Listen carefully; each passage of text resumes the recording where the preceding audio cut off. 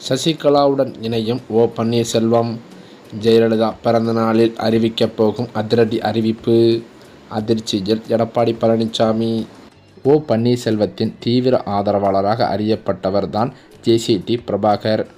அவர் தற்போது திமுகவில் இணைந்து அக்கட்சியின் தேர்தல் பணிகளில் தீவிரமாகவே ஈடுபட்டு வருகிறார்.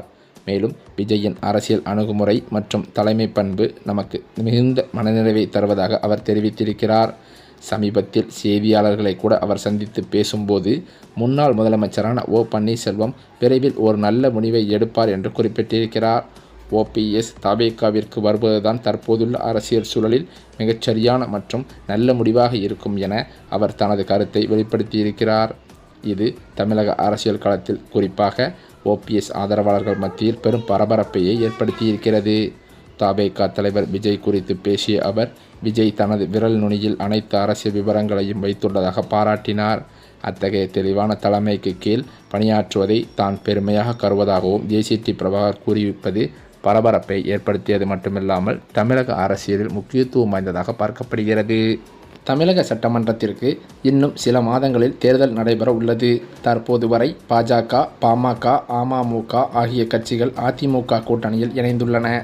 அதே நேரம் தேமுதிக பேச்சுவார்த்தை நடத்தப்பட்டு வருகிறது.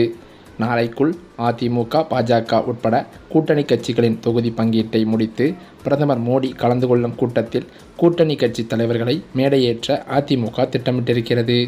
இதற்காகவே பாஜகவின் தமிழக தேர்தல் பொறுப்பாளர் பியூஷ் கோயல் இன்று தமிழகம் வந்திருக்கிறார்.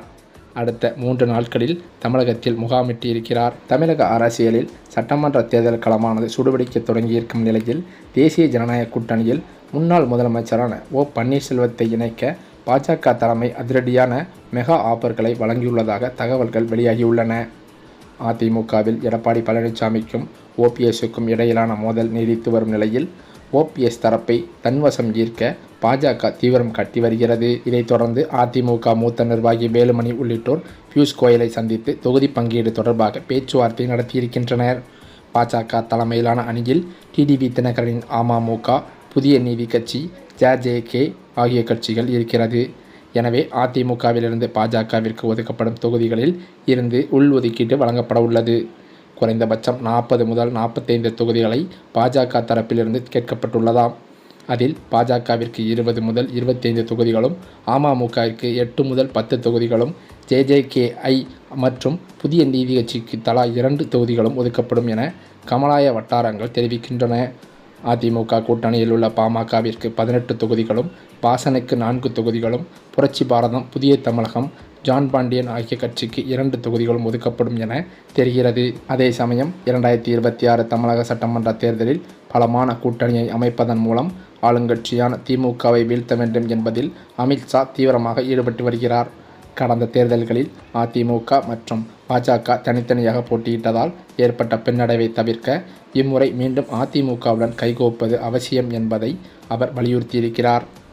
அதிமுக பொதுச் செயலாளர் எடப்பாடி பழனிசாமியும் 41% வாக்கு வங்கியை இலக்காக கொண்டு மீண்டும் பாஜகவுடன் கூட்டணி அமைக்க சம்மதம் தெரிவித்துள்ளதாக தெரிகிறது. இதன் மூலம் தமிழக அரசியல் களம் பெரும் மாற்றத்தை நோக்கி நகர்ந்து கொண்டிருக்கிறது என்றே சொல்லலாம். அதிமுக கூட்டணியிலோ ஓ பன்னீர்செல்வம் மற்றும் டிடிவி தினகரன் ஆகியோரை சேர்க்க எடப்பாடி பழனிசாமி கடும் எதிர்ப்பு தெரிவித்திருந்த நிலையில் அமித்ஷா ஒரு புத்திசாலித்தனமான மாற்றுத் திட்டத்தை கையாண்டுள்ளார். இதன்படி ஓபிஎஸ் மற்றும் டிடிவி தினகரன் தரப்பை நேரடியாக அதிமுகவுடன் இணைக்காமல் அவர்களை பாஜக தலைமையிலான தேசிய ஜனநாயக கூட்டணியில் அங்கமாக வைத்துள்ளாராம். பாஜகவிற்கு ஒதுக்கப்படும் தொகுதிகளில் இருந்து அவர்களுக்கு இடங்களை வழங்குவதன் மூலம் எடப்பாடியின் பிடிவாதத்தையும் தளர்த்தி அதே சமயம் முக்குளத்தோர் சமூக வாக்குகள் சிதறாமல் இருப்பதையும் அமித்ஷா உறுதி செய்திருக்கிறார். இந்த இக்கட்டான அரசியல் பணியை வெற்றிகரமாக முடிக்க அண்ணாமலை மற்றும் நயினா நாகேந்திரன் ஆகிய இருவரையும் அமித்ஷா கச்சிதமாக பயன்படுத்தி கொண்டார். எடப்பாடி பழனிசாமியுடன் பேசுவதற்கு நயினா நாகேந்திரனையும், ஓபிஎஸ் மற்றும் டிடிவி தினகரனை சமாதானப்படுத்தி ஒரு குடையின் கீழ் கொண்டு வர அண்ணாமலையையும் அவர் பணித்தார்.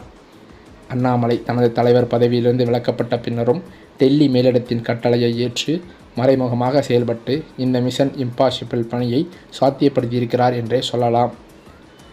அமித்ஷாவின் இந்த தந்திரமான நகர்வுகள் 2026 தேர்தலில் அதிமுக பாஜக கூட்டணியை மீண்டும் ஒரு வலுவான சக்தியாக மாற்றும் என்று எதிர்பார்க்கப்படுகிறது. இதன் அடிப்படையில் ஓ பன்னீர்செல்வத்திற்கு ஆளுநர் பதவியும் அவரது மகன் ரவீந்திரநாத்திற்கு மாநிலங்களவை உறுப்பினர் பதவியும் வழங்க டெல்லி தலைமை முன்வந்துள்ளதாக கூறப்படுகிறது. அதிமுக பொதுச் செயலாளர் எடப்பாடி பழனிசாமிக்கும் சிக்கல் ஏற்படாத வகையில் இந்த திட்டம் வகுக்கப்பட்டுள்ளதாகவும் தெரிகிறது. ஓபிஎஸ் தேர்தல் அரசியலில் இருந்து விலகி ஆளுநர் போன்ற உயர் பதவிகளை ஏற்றுக்கொண்டால் அதிமுகவின் ஒற்றை தலைமைக்கு எந்த இடையூறும் இருக்காது என இபிஎஸ் தரப்பும் இதற்கு சம்மதிக்க வாய்ப்புள்ளதாக அரசியல் பகுதிகளில் தகவல்கள் கருத்து வருகின்றன. அதே சமயம் தனது ஆதரவாளர்கள் திமுக பக்கம் சாய்ந்து வரும் நிலையில் தனது மகனின் அரசியல் எதிர்காலத்தையும் சட்ட ரீதியான பாதுகாப்பையும் கருத்தில் கொண்டு ஓபிஎஸ் இந்த ஆஃபரை ஏற்க தயாராகிவிட்டதாகவே தெரிகிறது.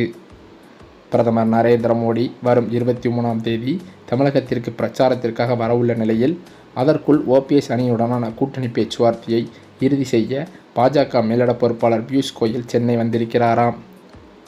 ஏற்கனவே டிடிவி தினகரன் இந்த கூட்டணியை உறுதி செய்துள்ள நிலையில் தற்போது ஓபிஎஸ் மகனும் பியூஷ் கோயலை சந்தித்து பேசியிருக்கிறார். இதனால் பிரதமர் மோடி பங்கேற்கும் பொதுக்கூட்ட மேடையில் ஓபிஎஸ் உள்ளிட்ட கூட்டணி கட்சி தலைவர்கள் அனைவரும் ஓரணியில் திரண்டு பாஜக அதிமுக கூட்டணியின் பலத்தை காட்டுவார்கள் என்று எதிர்பார்க்கப்பட்டு வருகிறது. அதே சமயம் தேர்தல் களத்தில் பாஜகவின் தேர்தல் வியூகங்கள் எப்போதும் விவாதத்திற்குரியவதாகத்தான் பார்க்கப்படுகிறது. குறிப்பாக மத்திய உள்துறை அமைச்சர் அமித்ஷா தமிழ்நாட்டின் அரசியலில் நேரடியாக கவனம் செலுத்த தொடங்கியிருப்பது தற்போதைய சூழலை முற்றிலுமாக மாற்றியமைத்துள்ளது. பீகாரில் நிதிஷ்குமாரையும் மற்றும் சில கட்சிகளையும் ஒருங்கிணைத்து வெற்றி கண்ட அதே பீகார் ஃபார்முலா தற்போது தமிழகத்திலும் வெற்றிகரமாக செயல்படுத்தப்பட்டுள்ளது. பிரிந்து கிடந்த சக்திகளையும் சீரிய கட்சிகளையும் ஒரே குடையின் கீழ் கொண்டு வந்ததில் அமித்ஷாவின் பங்கு மிக முக்கியமானது என அரசியல் நோக்கர்களும் கருதி வருகின்றனர். கடந்த சில மாதங்களாக எடப்பாடி பழனிசாமி மற்றும் டிடிவி தினகரன் ஆகிய இரு துருவங்களும் ஒருபோதும் இணைய வாய்ப்பே இல்லை என்ற பிம்பம் கட்டமைக்கப்பட்டிருந்தது. பல மேடைகளில் இருவரும் ஒருவரை ஒருவர் கடுமையாக விமர்சித்து வந்த நிலையில் ஆனால் அமித்ஷாவின் சாணக்கியத்தனமான தலையீடு இந்த சூழலை தலைகீழாக மாற்றியிருக்கிறது. தேசிய நலன் மற்றும் திமுகவிற்கு எதிரான வாக்குகள் சிதறக்கூடாது என்ற ஒற்றை நோக்கத்திற்காக பரஸ்பர வேற்றுமைகளை மறந்து இரு தலைவர்களையும் கைகோர்க்க வைத்திருப்பது பாஜகவின் ராஜதந்திர வெற்றி என்றும் கருதப்படுகிறது. அமித்ஷா எப்போதுமே ஒரு மாநிலத்தின் கள யதார்த்தத்தை நன்கு ஆய்ந்த பிறகே தனது காய்களை நகர்த்துவாராம். மேலும் தமிழகத்தில் திமுக என்ற மாபெரும் சக்தியை வீழ்த்த வேண்டுமானால் அதிமுகவின் வாக்கு வங்கியை ஒன்றிணைப்பது அவசியம் என்பதை உணர்ந்தே அவர் காய்களை நகர்த்தியிருக்கிறாராம். இபிஎஸ் டிடிவி தினகரன் ஓபிஎஸ் என அனைத்து பிரிவினர்களையும் ஒரே நேர்கோட்டில் கொண்டு வந்திருப்பது அதிமுக தொண்டர்களிடையே ஒரு புதிய எழுச்சியை ஏற்படுத்தியிருக்கிறது. அமித்ஷா கைவைத்தால் அது ராங்கா போகாது என்ற நம்பிக்கையை இந்த கூட்டணி உருவாக்கமானது மீண்டும் உறுதிப்படுத்தியிருக்கிறது என்றே சொல்லலாம். இந்த சூழ்நிலையில்தான் அதிமுக பாஜக கூட்டணியில் தற்போது டிடிவி தினகரன் இணைந்திருப்பதை தொடர்ந்து பாஜகவில் பெரும் பரபரப்பு ஏற்பட்டுள்ளது. அதாவது இவ்வளவு நாட்கள் அதிமுகவிலிருந்து வெளியேற்றப்பட்ட ஓ பன்னீர்செல்வம் அவர்கள் அவரது ஆதரவாளர்களுடன் தனியாக ஆலோசனை நடத்தி வந்த நிலையில் அவரது ஆதரவாளர்கள் ஒன்றொன்றாக அடுத்தடுத்து திமுகவில் இணைந்திருப்பது அவருக்கு தற்போது பெரும் அவமானத்தை ஏற்படுத்தியிருக்கிறது. அது மட்டுமில்லாமல் ஓபிஎஸ் அவர்கள் அவரது ஆதரவாளர்கள் திமுகவில் இணைந்ததிலிருந்து கடும் அப்செட்டில் இருந்து வந்ததாக சொல்லப்பட்டு வந்த நிலையில் இவ்வளவு நாட்கள் நாம் அதிமுகவில் இருந்து என்ன பயன், அதிமுகவிலிருந்து நீக்கப்பட்டதிலிருந்தும் நாம் தனித்து விடப்பட்டிருந்தோம். இதனை எண்ணிய ஓபிஎஸ் அவர்களோ தற்போது அவர் திமுகவில் நேரடியாக இணைந்து விடலாம் என்ற எண்ணத்தை அவர் ஆதரவாளர்கள் மத்தியில் அவர் தெரிவித்ததாக தகவல்கள் பரவி வருகிறது. இதற்கான அதிகாரப்பூர்வ அறிவிப்பை இன்னும் 2 நாட்களில் ஓபிஎஸ்ஏ வெளியிடுவார் என்றும் சொல்லப்படுகிறது.